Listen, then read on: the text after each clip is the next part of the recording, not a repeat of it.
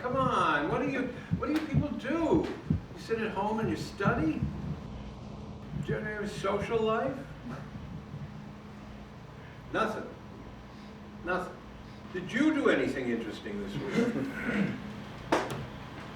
So the Giants won the Super Bowl? Okay. Anybody else?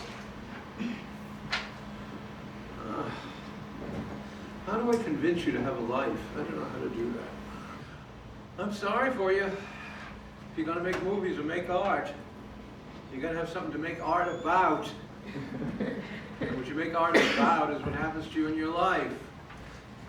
So something has to happen to you in your life at some point. Otherwise, you're just copying other things.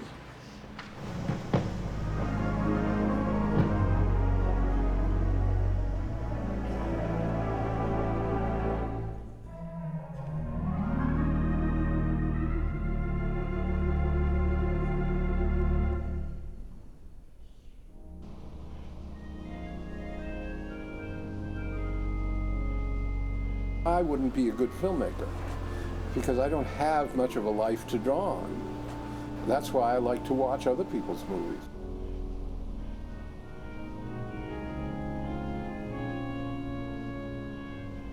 Being someone with a need for some kind of creative outlet, since I can't be a storyteller or a filmmaker, I want to be a film presenter. I want to make it more available to people and urge them to widen their choices of things. I've never bought a piece of jewelry in my life. I've never bought an expensive piece of clothes in my life.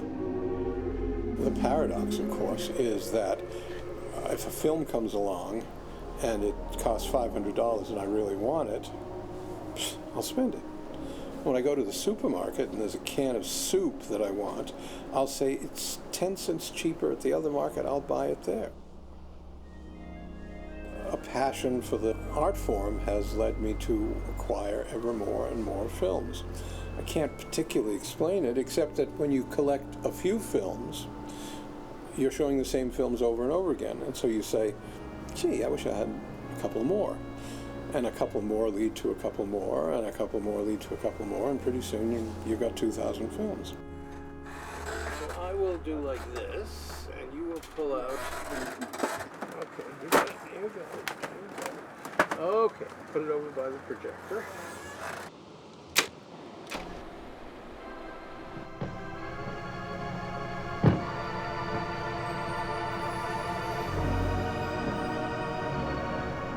I was a middle-class Jewish kid from a middle-class suburb of Boston. My uncle, who just passed away, said, "You can't let him be interested in films." He said, "The guy's gonna grow up to be a projectionist." And in my mind, I said, "Ooh, what a good idea." My brother and I started a little business called Cartoon Caterers. And what we did was to show cartoons to parties. It was like my first Cinematheque. Went around to parties and showed cartoons. I moved to New York, where I'd always wanted to be.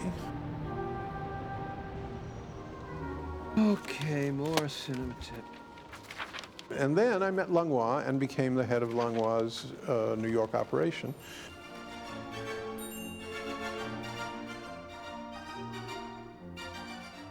Henri Langlois was a man who loved cinema, and so Henri began to acquire films. Familiar feeling to me. First, he put them in his mother's bathtub and then under his bed. Eventually, was able to establish a tiny little organization, La Cinémathèque Française, which means the French Film Libraries. En général, les films sont exploités pendant une période de 7 ans. Après, ils sont projetés dans des salles d'art et d'essai, comme celle-là. Si parfois leur vie peut se continuer, c'est grâce à Henri Langlois qui, à la Cinémathèque française, se charge de leur conservation. This generation that grew up in the Cinematheque included people like François Truffaut and Jean-Luc Godard, who popularly became known as the New Wave. And so when Malraux was convinced to fire Langlois, there was a sensational reaction among the French public. Can you imagine in the United States people coming to the streets and fighting with cops over the firing of a museum director? But that's what happened in 1968.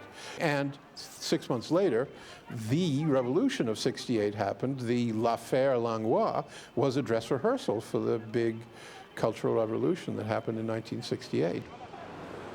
It was at that point that Langlois developed an interest in bringing the idea of the Cinematheque to the United States.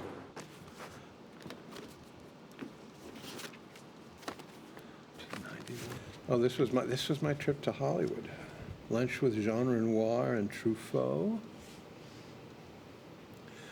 5:30 at Groucho's house, Fritz Lang's house, Shelley Winters, Mae West, Hitchcock meeting at Universal, Ingrid Bergman. Met a lot of interesting people. That was the year he won the Academy Award, so I was his official guide and assistant at this remarkable time when he was the toast of Hollywood. We started an organization called the American Cinematheque, which was going to, in various locations around town, put on shows and then try to establish a permanent museum. We got IMPay to design a building for us. We did a couple of series at the Metropolitan Museum. We did a series at NYU. We had a major benefit for us at Carnegie Hall. We got some remarkable people involved in the project. Milton Glaser, the designer. Robert Redford, the actor, was involved with it. It was that kind of high cultural world that I lived in for about 10 years. Langlois died suddenly. We tried to keep going a little bit after he died, but it just, the heart and soul had gone out of it.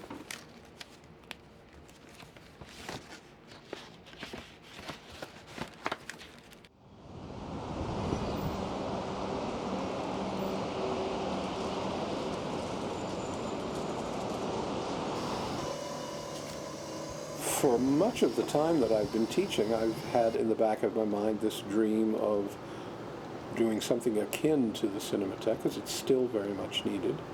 And I think it's more needed now than it was back in the 60s. I've been working on an idea akin to this for over a dozen years at the School of Visual Arts, and it's taken a long time, but here it is. Nothing here will be a continuous run. There'll be special events every night, different things. We have no interest in being a commercial theater.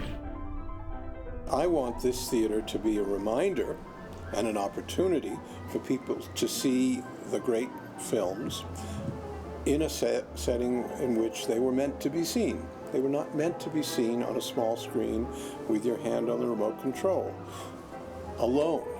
The beautiful thing about movies, and the thing that's so powerful about movies, is that they were beyond your control. And they were beyond your control not just physically, in the sense that you couldn't stop them, you couldn't pause them, you couldn't rewind them, but because they overwhelmed you. You looked up physically at a film and you moved your head. It was like it filled your field of vision. And can you imagine when the curtains start opening? You start the show on the red curtains, and then they open slowly. It's showmanship. You're getting a less intense experience on DVD. Not that you can't enjoy it, not that they're worthless on DVD, they're simply different. And I think there ought to be a few places where you can see what it used to be like. That's why the theater is so exciting to me. That's the real thing.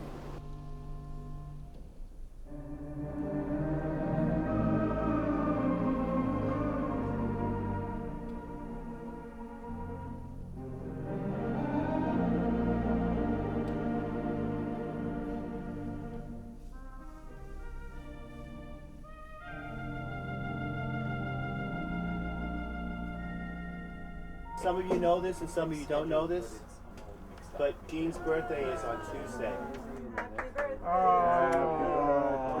Happy birthday to you.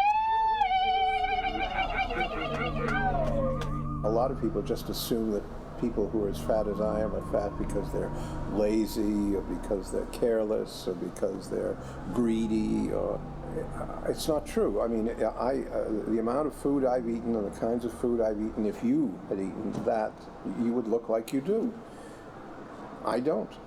I seem to have the chemical makeup that creates fat very easily. It's a condition that you've inherited that you have to learn how to deal with.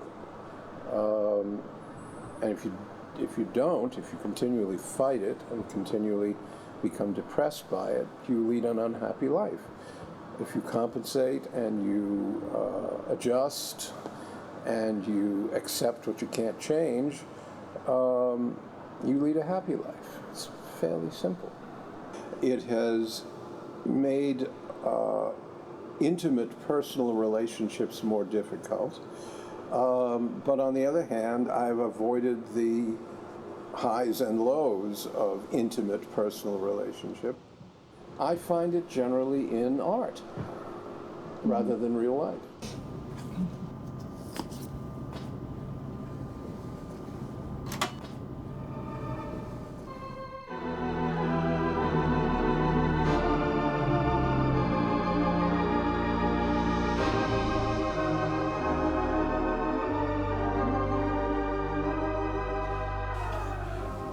I remember when I went first to see a shrink, and they were interested in dreams, and I was narrating some dreams, and I said, you know, to be honest, I don't remember if this was a dream or whether it was a movie I saw.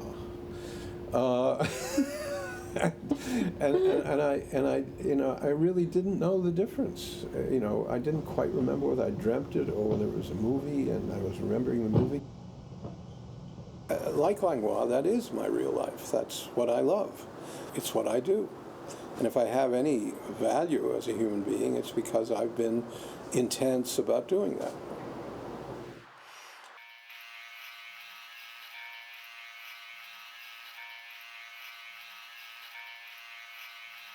I feel like a Versace model at Fashion Week. However, if during my speech you hear me go, "Ow!" it means that a safety pin has collapsed. Yeah. Good. Let's get ready. So a tie, a suit, a shirt, pants. Okay.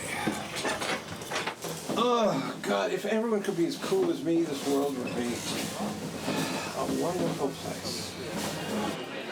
Thank you. I think I'm the right person at the right time to make this a reality.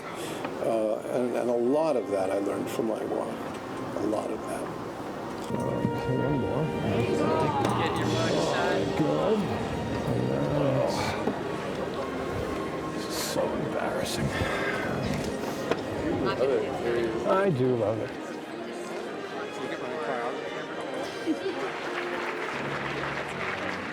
We are holding this year's Dusties at our new and permanent theater. The man I'm about to introduce to you has been an icon of the film school for a decade or more. Everyone loves this man, and this is, I speak from the heart, everyone truly loves this man. He's a really special guy. As an honor to him, we have made him the director of Visual Arts Theater and our host, Professor Gene Stavis.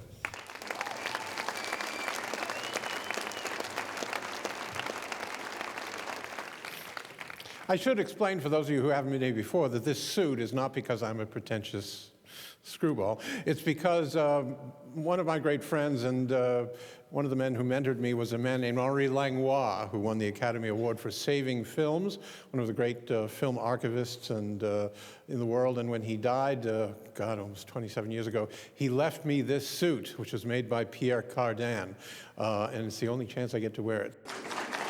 He gave me some terrific advice, and he said, whatever you do, don't lose your enthusiasm. Now that sounds pretty straightforward and pretty straight, but boy, in this school you can lose your enthusiasm, or in any big organization, because all kinds of things happen, all kinds of things turn up, and one day it looks good, the next day it looks bad.